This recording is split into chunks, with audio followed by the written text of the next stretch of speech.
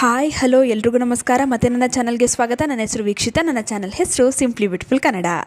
ಗಂಟು ನೋವು ಇವಾಗಂತೂ ಈ ಸಮಸ್ಯೆ ಸಾಮಾನ್ಯವಾಗಿದೆ. ಇವಾಗ ಚಿಕ್ಕ ವಯಸ್ಸಿನವರಿಂದ ಹಿಡಿದು ದೊಡ್ಡವರವರೆಗೆ ಯಾರಿಗಾದರೂ ಕೇಳಿ ಗಂಟು ನೋವು ಅನ್ನುತ್ತಲೇ ಇರುತ್ತಾರೆ. ಗಂಟಿನಲ್ಲಿ ಗ್ರೀಸ್ ಕಡಿಮೆಯಾಗುವುದು ಇದಕ್ಕೆ ಪ್ರಮುಖ ಕಾರಣ. ವಯಸ್ಸಾದಂತೆ ಗಂಟುಗಳಲ್ಲಿ ಗ್ರೀಸ್ ಕಡಿಮೆಯಾಗುತ್ತದೆ. ಗಂಟಿನಲ್ಲಿ ಗ್ರೀಸ್ ಕಡಿಮೆಯಾಗುವುದರಿಂದ ನಡೆದಾಗ ಮೊಣಕಾಲುಗಳಲ್ಲಿ ಕಟ್ ಕಟ್ ಎಂಬ ಶಬ್ದ ಬರುತ್ತದೆ. ಮೊಣಕಾಲು ಊದಿಕೊಳ್ಳುತ್ತದೆ. ಚೂರು ನಡೆಯಲು ಸಾಧ್ಯವಾಗುವುದಿಲ್ಲ. ನಡೆಯೋದು ಬಿಡಿ, ಕೂರಲು ಕೂಡ ಸಾಧ್ಯವಾಗುವುದಿಲ್ಲ. ನಿಲ್ಲಲು ಆಗುವುದಿಲ್ಲ.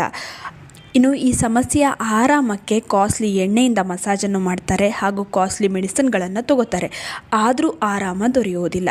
ಇಷ್ಟೆಲ್ಲ ನೀವು ಟ್ರೈ ಮಾಡಿದರೆ ಒಮ್ಮೆ ನಾನು ಹೇಳುವ ಮನೆಮದ್ದನ್ನು ಟ್ರೈ ಮಾಡಿ ನೋಡಿ. ನಿಮಗೆ ಖಂಡಿತ ನೋವಿನಿಂದ ಆರಾಮ ದೊರೆಯುತ್ತದೆ. ಇದರಿಂದ ಮೊಣಕಾಲಿಗೆ ಶಕ್ತಿ ದೊರೆಯುತ್ತದೆ. ಗಂಟುಗಳಲ್ಲಿ ನೋವು ಕಡಿಮೆಯಾಗುತ್ತದೆ. ಮೊದಲಿಗೆ ಗಂಟುಗಳಲ್ಲಿ ಅಂದರೆ ಕೀಲುಗಳಲ್ಲಿ ಗ್ರೀಸ್ ಕಡಿಮೆಯಾಗಲು ಮುಖ್ಯ ಕಾರಣಗಳೇನು, ನಾವು ಮಾಡುವ ತಪ್ಪುಗಳೇನು ತಿಳಿಯೋಣ. ತಪ್ಪಾದ ಆಹಾರ ಪದ್ಧತಿ.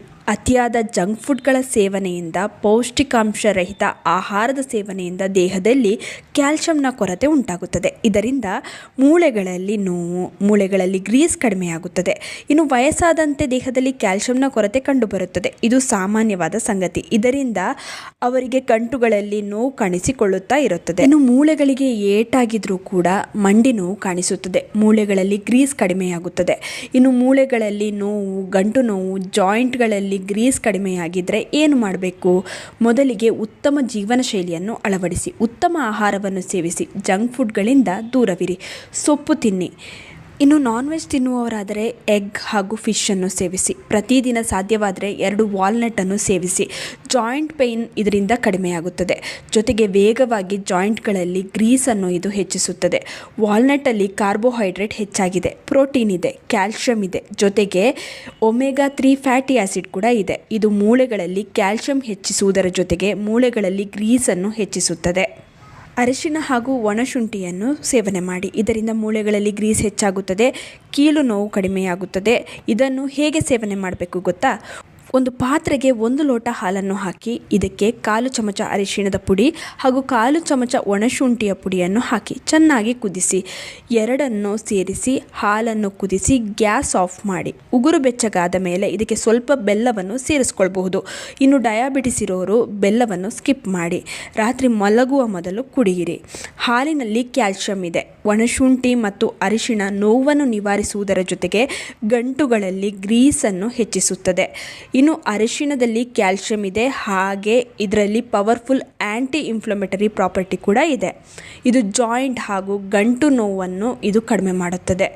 ಇನ್ನು ಜಾಯಿಂಟ್ನಲ್ಲಿ ನ್ಯಾಚುರಲ್ ಗ್ರೀಸನ್ನು ಇದು ಹೆಚ್ಚಿಸುತ್ತದೆ. ಒಣಶುಂಠಿಯಲ್ಲಿ ಆ್ಯಂಟಿ ಇನ್ಫ್ಲಮೇಟರಿ ಪ್ರಾಪರ್ಟಿ ಇದೆ. ಇದು ನೋವನ್ನು ಕಡಿಮೆ ಮಾಡುತ್ತದೆ, ಬ್ಲಡ್ ಸರ್ಕ್ಯುಲೇಷನನ್ನು ಸರಿಪಡಿಸುತ್ತದೆ. ಹಾಲಲ್ಲಿ ನಿಮಗೆಲ್ಲ ಗೊತ್ತೇ ಇದೆ, ಕ್ಯಾಲ್ಶಿಯಂ ಇದೆ. ಇದು ಮೂಳೆಗಳಿಗೆ ಶಕ್ತಿಯನ್ನು ಒದಗಿಸುತ್ತದೆ, ಜಾಯಿಂಟ್ನ ಲೂಬ್ರಿಕೇಷನನ್ನು ಹೆಚ್ಚಿಸುತ್ತದೆ. ಇನ್ನು ಹಾಲಿಗೆ ಅರಿಶಿಣ ಮತ್ತು ಒಣಶುಂಠಿ ಪುಡಿಯನ್ನು ಸೇರಿಸಿ ಕುಡಿಯುವುದರಿಂದ ಸಂಧಿಗಳಲ್ಲಿ ಗ್ರೀಸ್ ಹೆಚ್ಚಿಸುತ್ತದೆ. ಉರಿಯೂತವನ್ನು ಕಡಿಮೆ ಮಾಡುವ ಮೂಲಕ ಸಂಧಿಗಳ ನಡುವಿನ ಘರ್ಷಣೆ ಕಡಿಮೆಯಾಗುತ್ತದೆ. ಸೈನೋವಿಯಲ್ನ ಉತ್ಪಾದನೆಗೆ ಹಾಗೂ ರಕ್ಷಣೆಗೆ ಇದು ಬೆಂಬಲವನ್ನು ನೀಡುತ್ತದೆ. ಇದರಿಂದ ಚಲನೆ ಸುಲಭವಾಗುತ್ತದೆ. 1 ದಿನ ಅಥವಾ 1 ವಾರ ಕುಡಿದ್ರೆ ಸಾಲೋದಿಲ್ಲ. ಪ್ರತಿ ರಾತ್ರಿ ಕುಡಿಬೇಕು. ಉತ್ತಮ ರಿಸಲ್ಟ್ಗೆ ಕನಿಷ್ಠ 6ರಿಂದ 8 ವಾರ ತಗೋಬೇಕು. ಆವಾಗ ನಿಮಗೇ ಚೇಂಜಸ್ ಕಾಣಿಸುತ್ತೆ.